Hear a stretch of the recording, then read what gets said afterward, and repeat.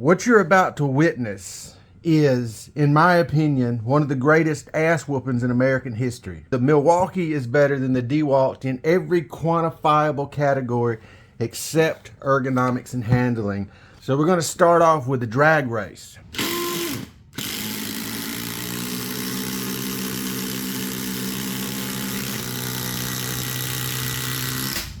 This is the fastest, most powerful impact driver I've tested, and I've tested dozens. Now the next test we're going to perform is the torque test.